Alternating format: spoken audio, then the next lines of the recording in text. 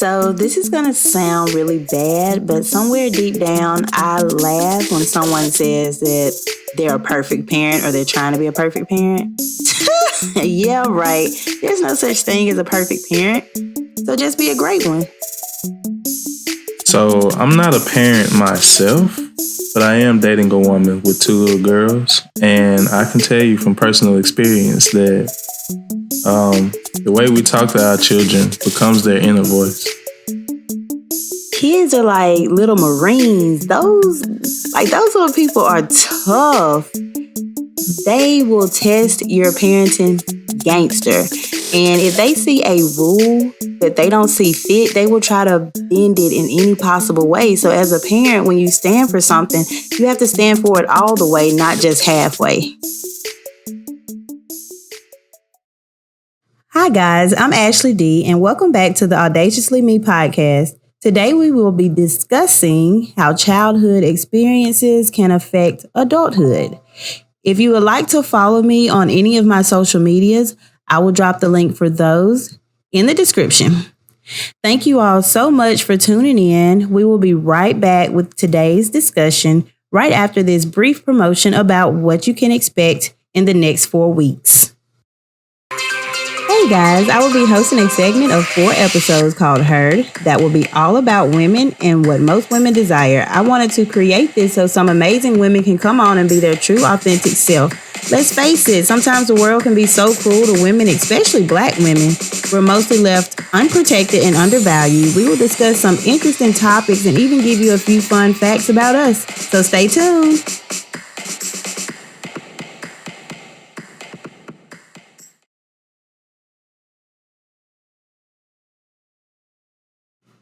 Okay, welcome back. So first things first, before we get started, I want to leave you guys with a gem very early on.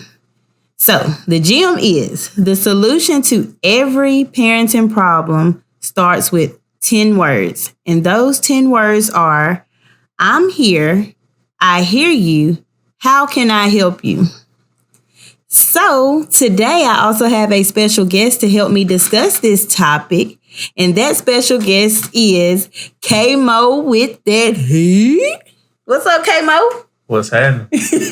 So y'all, believe it or not, those first 3 clips that you heard at the beginning of this episode, we were doing a practice discussion just to see how everything would sound on our new system that we're using to record this podcast on.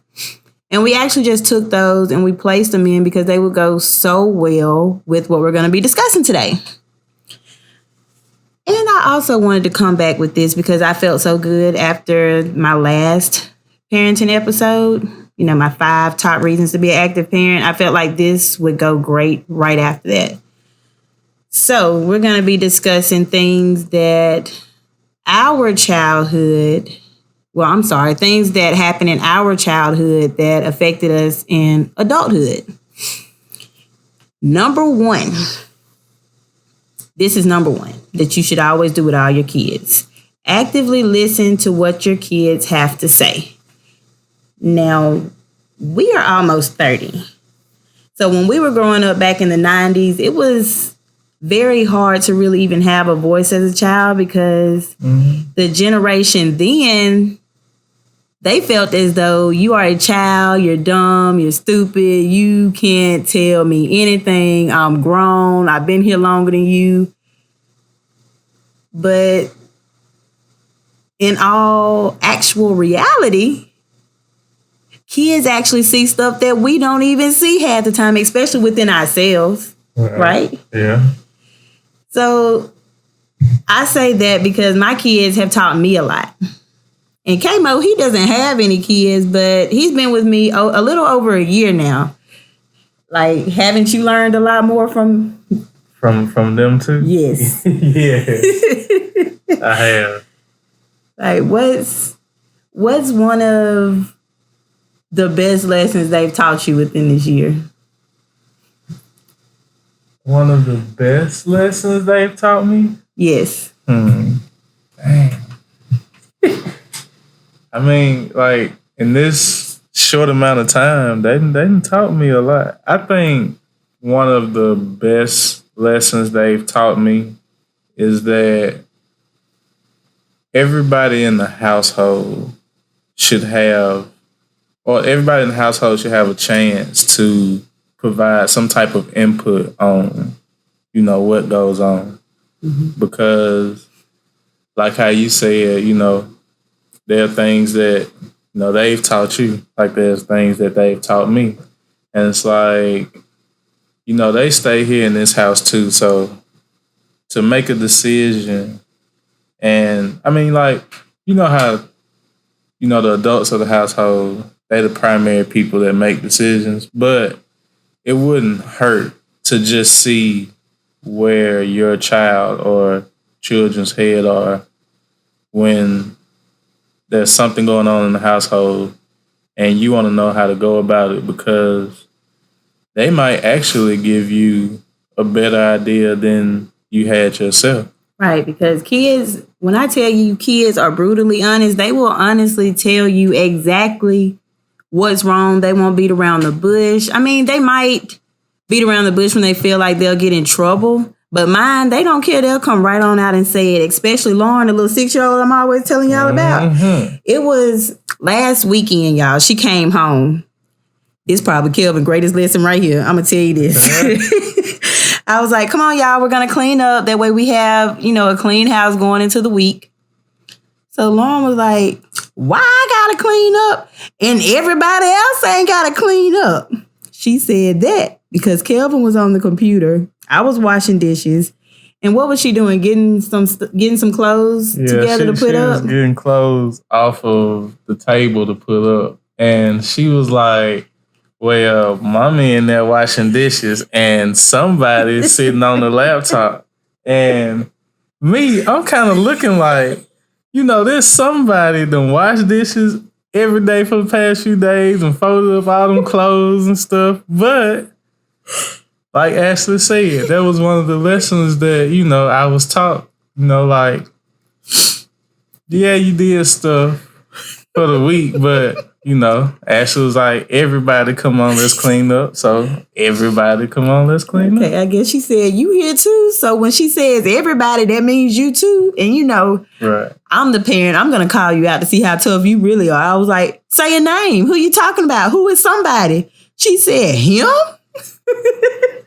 And I turned around and looked at her like, who is him? But when I tell y'all she meant it, she didn't flinch. She didn't blink an eye. She said it and she kept going. Mm-hmm.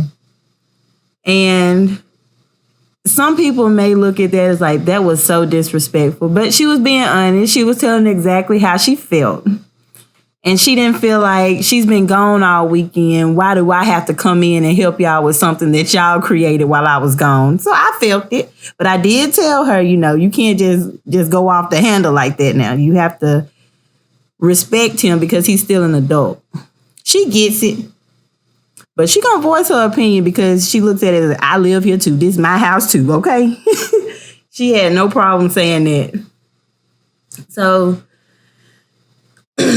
again, with actively listening to your kids, I talked about in the last episode how Bella was going through some stuff at school. And plus, she's 10. Her body's changing. So she's going through that normal female stage.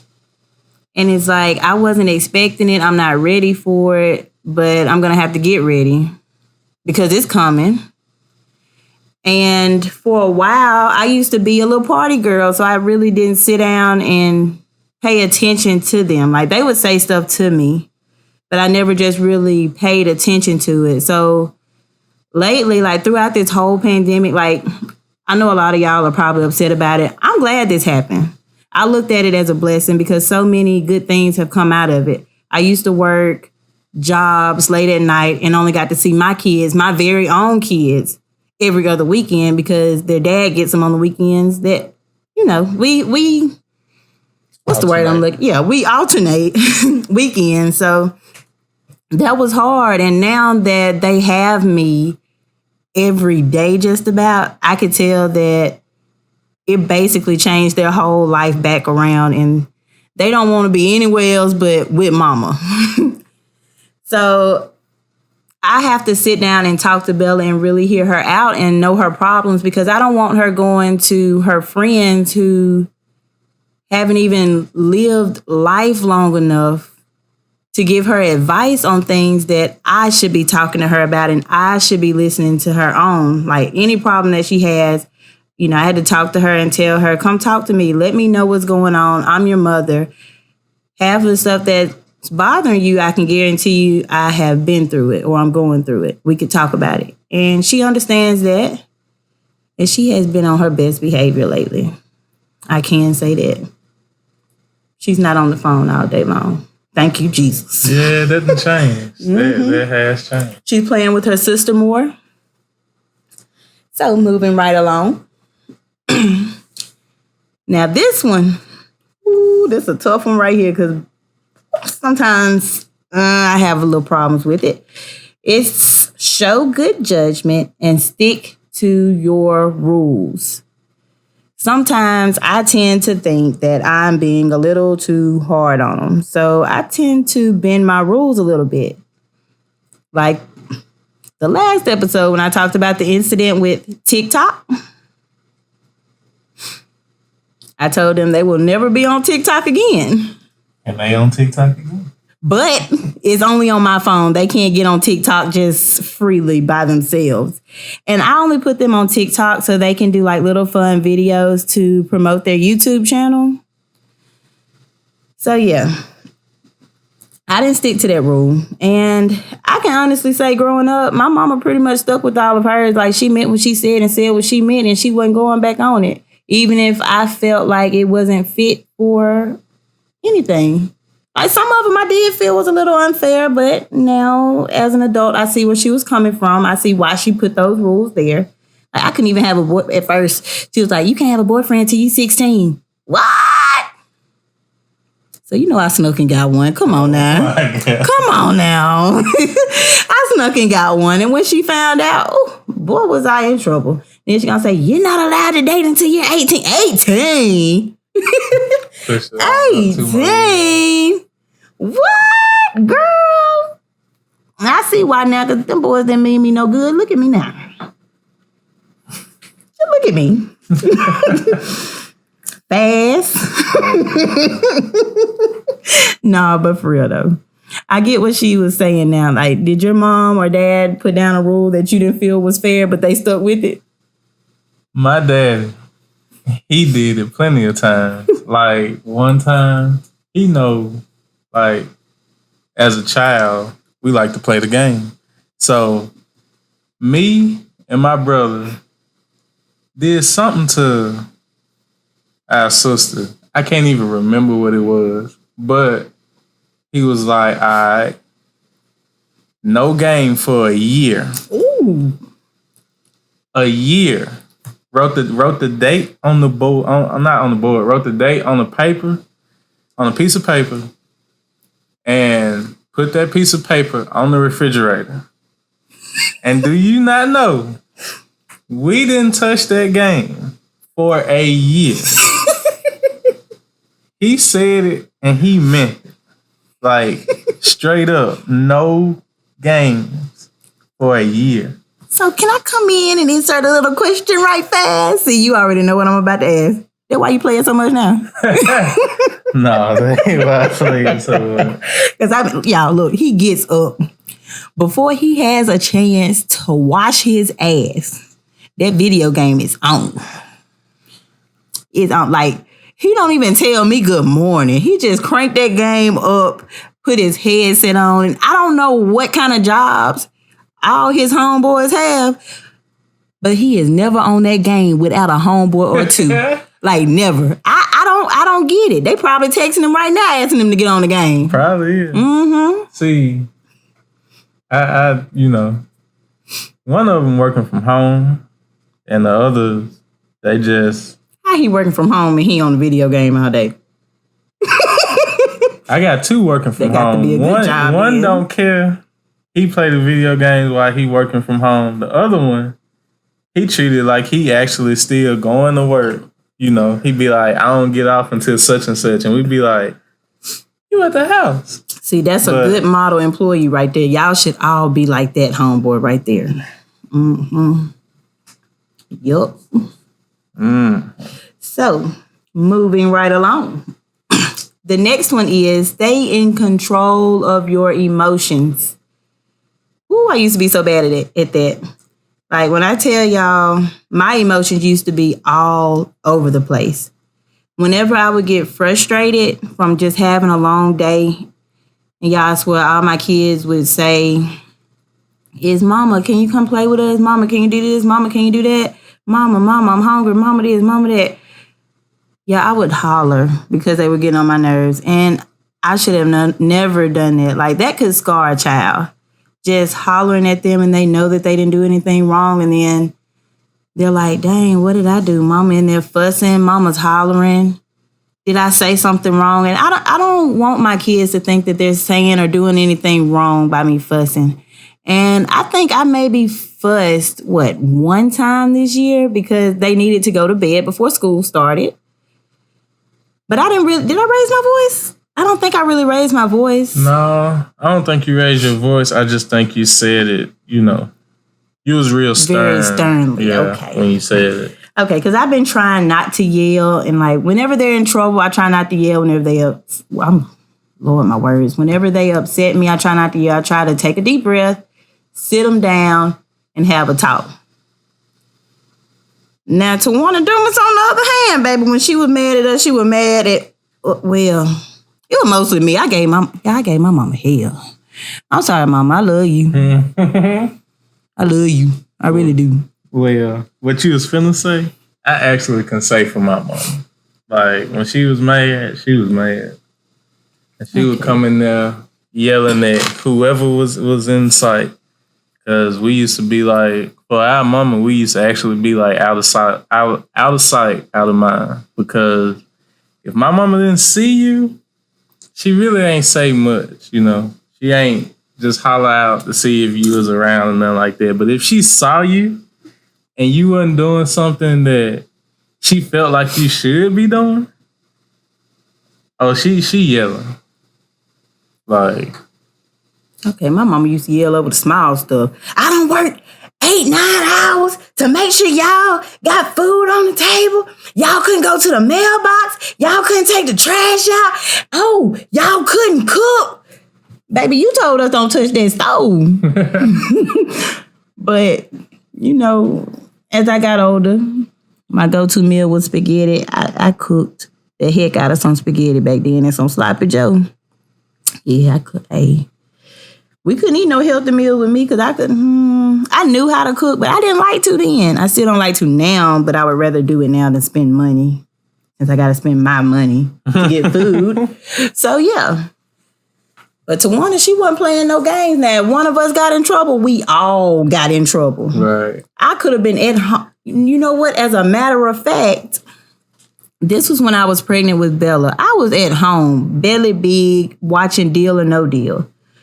Okay, I had the car, so I had to go pick my sister up. My mom, where your sister at? Baby, I don't know. I do not know.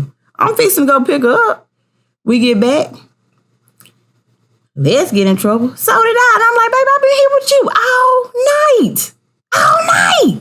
Why am I getting fussed at? I had to go pick her up. She had to call me when it was over. I don't know when. I did know when it ended, but I had to ride or die for my sister, man. But it got me in trouble. I wasn't even ride or dying half the time when I was getting in trouble. I still be mad about that. But you know what's funny, though? What that? The only person that didn't really get in trouble was Colin. Because he the young, he the baby. Mama's boy. He didn't get in trouble. If anything, that is why he didn't get in trouble. Not that he the youngest. Because with us, Jada the youngest. And my mama and Jada go back and forth like two grown women instead of mother and daughter. I'm telling you, it's something about y'all boys. Mamas love the boys. Probably is. Nah, I can't even say that. Mm-hmm. I was going to say probably it's the baby boy, but nah, I can't even say that because... You know what? We're going to ask the people, what do y'all think it is with mothers and sons? Like, You could tell the difference. You could tell the relationship difference now. I was the firstborn, my sister was the secondborn, and my brother was the little one. And he didn't get in trouble at all. But if he did something, he didn't get in trouble. We got in trouble. And y'all, my mama probably gonna be mad at me if she listen to this, but I remember staying in an apartment. And they came down one Christmas to visit. They were staying with me. And I think my brother did something to hurt my mama's feelings. Y'all, my mama was crying. I was like, girl, if you don't get up and go wear him out like you used to do what? She done got soft. So, man, I don't even think he know what a good whooping is. See, I know what a good whooping is. Me too. Me too. I definitely know what a good one is. I can still feel him right now. But I just had to look at her. I was like, girl, ain't no way you sitting up here acting like this. I had to pick her up, put a crown back on her head and remind her who she was. But then when I did that, she want to start talking crazy. I like, now you weren't just doing that a few minutes ago, but it's all right. It's all love. That's my mama's heart right there. I can understand why her feelings were hurt. She had to remember who she was. Oh, yeah. So, last but not least, is show lots of love during quality time.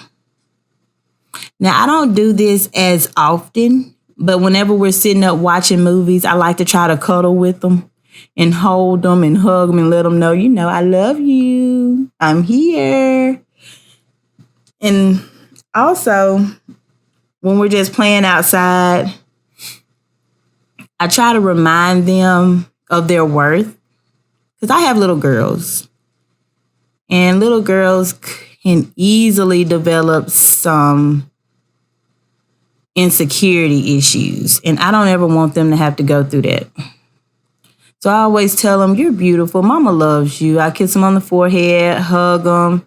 Or either sometimes like randomly walking by each other in the house, we'll just hug each other. I don't know why, but we do. And like Lauren, she's the little sensitive thug, I must say. If I'm sitting somewhere and I guess she has a moment where she wants to take a break from what she's doing, she'll come sit up under me and hug me and just have a little small conversation. Then she'll leave. I try to always have those little small conversations with her, but sometimes she waits until I get really, really busy. And I'm like, now, when I was wanting all this love and affection earlier, you didn't want to have anything to do with me. Now that I have something to do and my attention is somewhere else, you want to come hug on me and kiss on me. And, Mama, what you doing? What you doing? But that's my baby, though. They're my baby. It is. Now, with me growing up, since my mama had to work so much, being a single mother, we didn't have too many quality times. But when we did, she always took us out of town. And she treated us like some little princesses and prince. Yeah, because there's only one, a prince. Yeah. She did. I can't say she did that there. She did show us a lot of love, a lot of tough love now. But it was love. Yeah. Hey, love. Some people would say tough love is the best love. Sometimes I give a lot of tough love, but I don't know. Sometimes it puts me in some crazy situations. Well, see, I know with us, like with me and my parents and spending quality time, we spend quality time. Like we would go different places and, be together as a family. But at the house, I know it's like, me and you talked about it before. It was like my mama and like the way she would just talk to us, like her kids, on most days. And my dad would just be like, you got to learn to talk to your children. Mm-hmm. And it'll be like my mama would always, like she cook. And then after she cooked, she'd be like, y'all come eat while the food hot. And when we come in there to get some food, she'll be like, everybody eat at the table. And, that's her trying to spend some quality time with us at home. Mm-hmm. But, it's so much hollering and fussing and negativity coming from mama most times to where we would just get our food, go back in the room where we was, watch TV, play the game, something like that. And, growing up, getting older and looking back at it now, it's like, even though all that was going on, you probably should have took the time to sit down and eat and talk to mama. Well, it's not too late. It's not, because you definitely know, like, now mama called me, Mm-hmm. Hey, Morgan, and asking what I'm doing, how Ashley, how the girls, when I'm going to come over there, help her do this or that. So she's really trying now since we older and leaving the house and all that. Right. But I really just wanted to do this episode to tell some struggling parents and even new parents that feel like you don't have a hold on things. Girl, it is okay. Men, it is okay. Like, none of this is learned overnight. Like, all things are obtained through wisdom and knowledge. And if you want that, you got to go learn it. Like, the best example of how you are as a parent is how your kids are right now. Because being a parent and being patient with miniature yous, that will show you the areas that you need to work on. Like, my area is, like, I'm very quiet. Sometimes very soft-spoken if I don't know the person that I'm talking to. But I am very outspoken when I feel like my voice needs to be heard in a situation that I don't feel is right. And sometimes I have to tell myself, Ashley, everything that comes up does not have to come out. And when I tell you, I see that in my kids every day. Like, I've been doing pretty good, though. I've been working on trying to change that up, trying not to snap out so quick, because they're watching and they pick up on everything. But I just thank the Lord that I am doing a good job, because they say when your kids are away from you, how they act shows the kind of parent that you actually are. Right. Mine don't get in trouble. They don't cause trouble. Like, they are very popular in that school. Like, I call up there and this is Ashley. Oh, you're Bella's and her sister's mom. Okay. They know me, they know them. Like, they are loved. Every last one of their teachers want a classroom full of them. But hey, if you have a classroom full of them, where's the balance, Right. So, do not get discouraged. Whatever you are struggling with as a parent, reach out to somebody.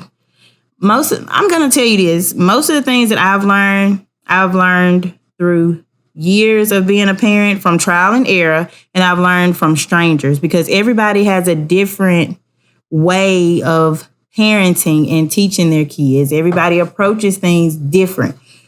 So always look for some kind of advice from somebody. Anybody can help that's a parent. Like, this journey is not easy. I will have a teenager, I might as well say 2 years, because her birthday is next month. She'll be 11. In 2 years, I'm not ready. Ooh, I'm not ready. Because I was a terrible teenager, y'all. Ooh, I'm not ready. But they say your kids are 10 times worse than what you were. I'm glad I already got gray hairs. Hopefully I won't get no more right now. But, K-Mo, do you have any last words before we wrap this thing on up? Not really.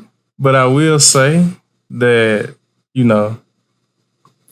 for those that don't have kids, but like plan to have some someday, or, if you don't have kids and you date someone with kids, it'll open your eyes up to a lot of things. Like, it'll show you a different perspective. Mm-hmm. Your job ain't easy. Ooh, it ain't easy. But anywho, that's all I have for you guys today. I hope you enjoyed this episode. Thank you so much for tuning in. Thank you, everyone who listens. Thank you, thank you, thank you, thank you, thank you. I cannot say that enough. But anyways, toodles until next week. Bye.